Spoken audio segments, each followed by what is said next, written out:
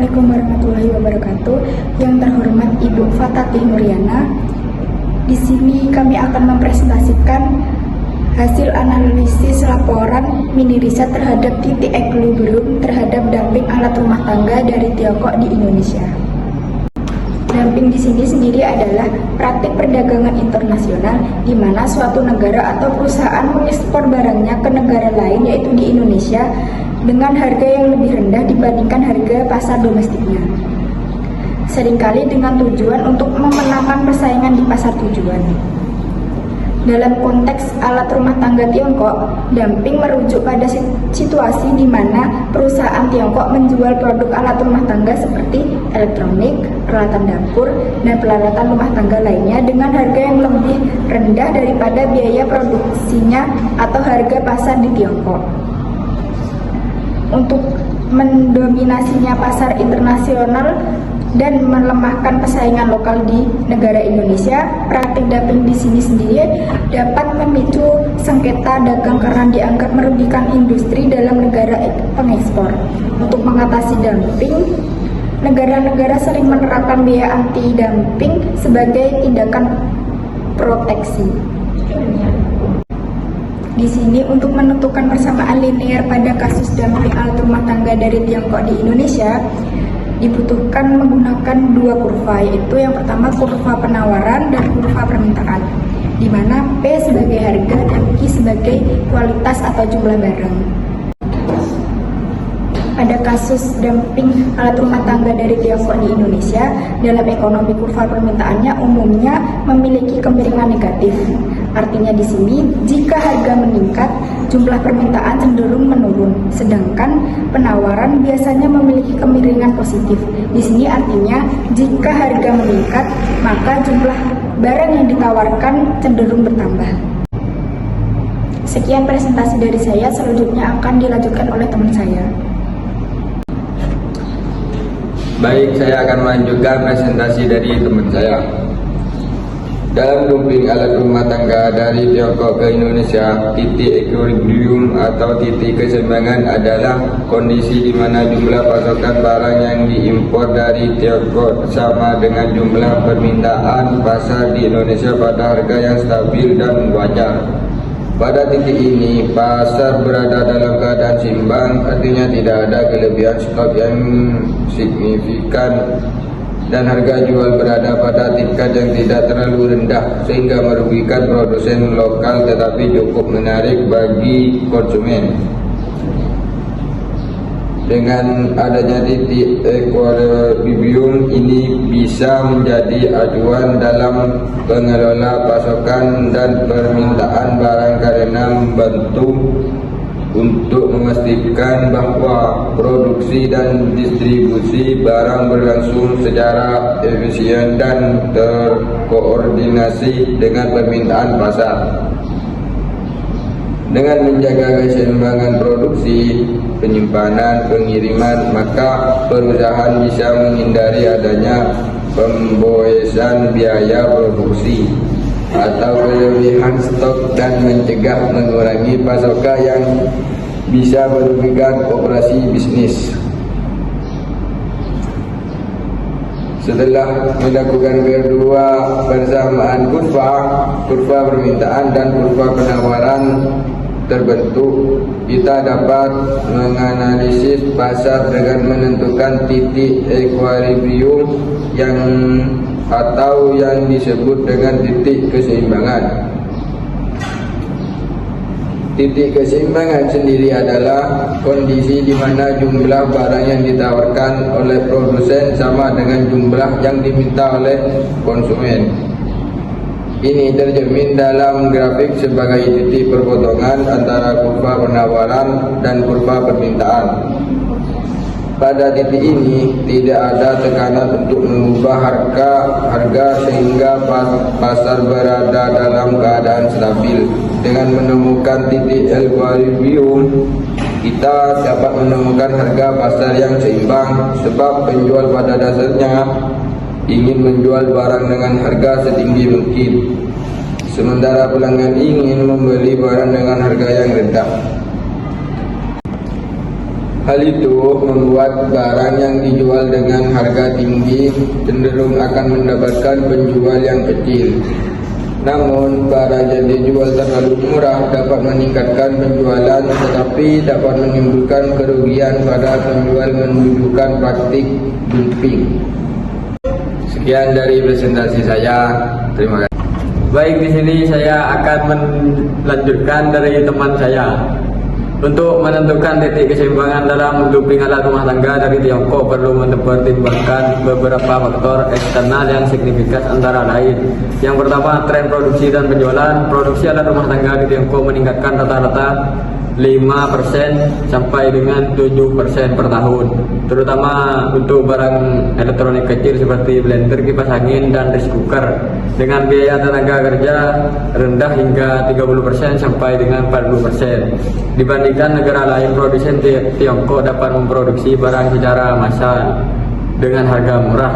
Data menunjukkan bahwa impor alat rumah tangga di Tiongkok ke Indonesia meningkatkan 12 per tahun dalam 5 tahun terakhir karena permintaan domestik yang tinggi untuk produk-produk murah. Yang kedua, biaya logistik dan pengiriman. Biaya pengiriman dari Tiongkok ke Indonesia menjadi salah satu faktor utama dalam penentuan harga. Jika biaya logistik tinggi, harga produk di pasar Indonesia mungkin tidak lagi kompetitif meskipun produsen Tiongkok menjual dengan harga rendah. Yang ketiga, permintaan di Indonesia. Produk alat rumah tangga impor dari Tiongkok mencukup sekitar 45% sampai dengan 50% pangsa pasar Indonesia, terutama di segmen harga rendah. Barang-barang ini diminati karena konsumen lebih sensitif terhadap harga dibandingkan kualitas. Dalam situasi dumping, harga produk Tiongkok 20-30% lebih murah dibandingkan produk lokal, sehingga menekankan kompetitif pasar domestik. Yang keempat, konsekuensi harga. Barang yang dijual dengan harga dumping dapat mencapai 5% sampai dengan 25% lebih rendah dibandingkan harga produksi sebenarnya di Tiongkok. Hal ini sering menjadi dasar tuduhan dumping produksi lokal mengalami penurunan pendapatan hingga 10% sampai 20% per tahun akibat persaingan tidak sehat, terutama di segmen alat rumah tangga elektronik kecil. Sekian dari saya, kurang lebihnya mohon maaf. Selanjutnya akan dilanjutkan oleh teman saya. Baik, assalamualaikum warahmatullahi wabarakatuh.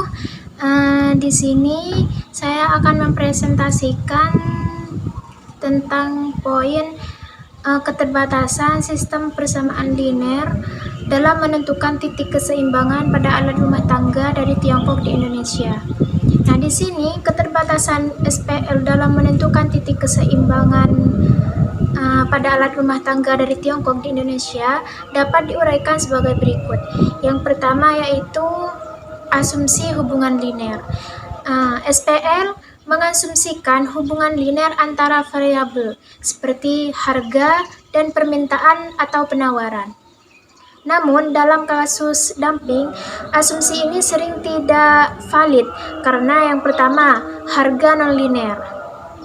Dumping menyebabkan harga sangat rendah yang memicu perubahan drastis pada permintaan atau penawaran di luar proyeksi linear. Terus, faktor yang kedua yaitu intervensi kebijakan. Tarif anti-dumping atau kebijakan proteksionis dapat menyebabkan lonjakan harga atau perubahan penawaran secara tiba-tiba. Nah, terus yang kedua, ketidakmampuan untuk memasukkan dinamika pasar yang kompleks.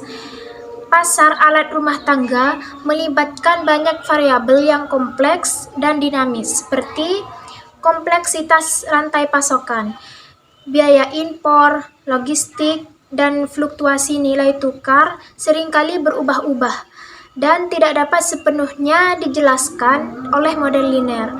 Terus, perilaku konsumen yang berubah. Harga rendah akibat dumping dapat mengubah pola preferensi konsumen dengan cepat, terutama dalam pasar yang beragam seperti Indonesia ini. Terus yang ketiga, keterbatasan dalam menangkap intervensi kebijakan. Kebijakan pemerintah sering mengganggu keseimbangan pasar yang diharapkan oleh SPL. Misalnya, tarif dan kuota anti-dumping. Kebijakan anti-dumping dapat menciptakan harga baru yang tidak sesuai dengan proyeksi linear. Terus, yang kedua, insentif lokal. Dukungan pemerintah kepada produksi lokal memengaruhi keseimbangan pasar secara signifikan. Terus, yang keempat, tidak mempertimbangkan aspek kualitas dan diferensiasi produk. SPL mengabaikan elemen-elemen penting seperti kualitas dan preferensi pasar, seperti kualitas produk. Produk murah dari Tiongkok sering dianggap berkualitas lebih rendah yang mengurangi daya tariknya meskipun harganya kompetitif. Terus yang kedua, seperti preferensi pasar lokal. Produk impor mungkin tidak memenuhi kebutuhan spesifik konsumen Indonesia, mengurangi permintaan meskipun harga rendah. Terus yang terakhir, yang kelima, yaitu asumsi pasar kompetitif sempurna.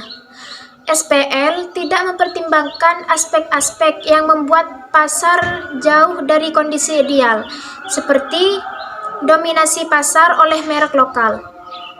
Merek lokal seperti Sharp atau Polytron memiliki keunggulan distribusi dan pengenalan merek yang menjadi hambatan bagi produk impor. Terus yang kedua, asimetri informasi. Konsumen mungkin memiliki pengetahuan terbatas tentang produk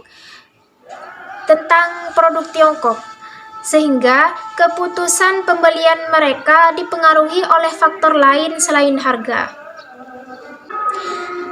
Jadi kesimpulannya di sini, sumber persamaan linear terbatas dalam menganalisis fenomena dumping alat rumah tangga karena asumsi linearitas, kurang fleksibilitas terhadap dinamika pasar dan kebijakan, serta pengabaian faktor kualitas dan preferensi pasar.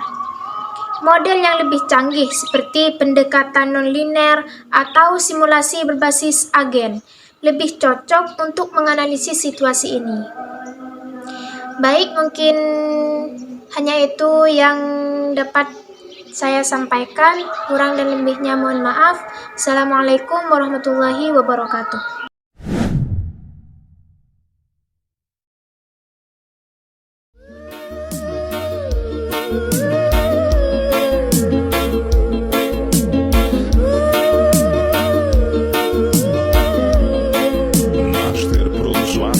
Master Produções, produzindo sucessos em alta qualidade.